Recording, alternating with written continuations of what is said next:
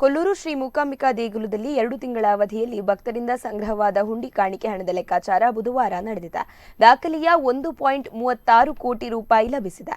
ಇದು ಕ್ಷೇತ್ರದ ಚರಿತ್ರೆಯಲ್ಲೇ ದಾಖಲೆ. ಈವರೆಗೆ ಕೊರೋನಾ ನಿಯಮಾವಳಿ ಅನುಸಾರವಾಗಿ ಭಕ್ತರ ಪ್ರವೇಶಕ್ಕೆ ದೇಗುಲಗಳಲ್ಲಿ ನಿರ್ಬಂಧ ಇದ್ದ ಹಿನ್ನೆಲೆಯಲ್ಲಿ ಆದಾಯ ಬಹಳಷ್ಟು ಕುಸಿದಿತ್ತು. 2 ವರ್ಷಗಳಿಂದೀಚೆ ಆರ್ಥಿಕ ಸಂಕಷ್ಟವೂ ಎದುರಾಗಿತ್ತು.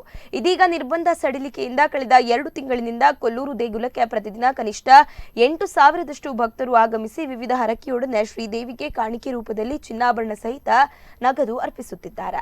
3 ವರ್ಷಗಳ ಹಿಂದೆ 3 ತಿಂಗಳ ಅವಧಿಯಲ್ಲಿ 1.11 ಕೋಟಿ ರೂಪಾಯಿ ಹುಂಡಿ ಹಣ ಸಂಗ್ರಹ ದಾಖಲೆಯಾಗಿದ್ದರೆ ಇದೀಗ ಕೊರೋನಾ ಸಂದರ್ಭದಲ್ಲಿ ಕೇವಲ 52 ದಿನಗಳಲ್ಲಿ 1.36 ಕೋಟಿ ರೂಪಾಯಿ ಸಂಗ್ರಹವಾಗಿದೆ.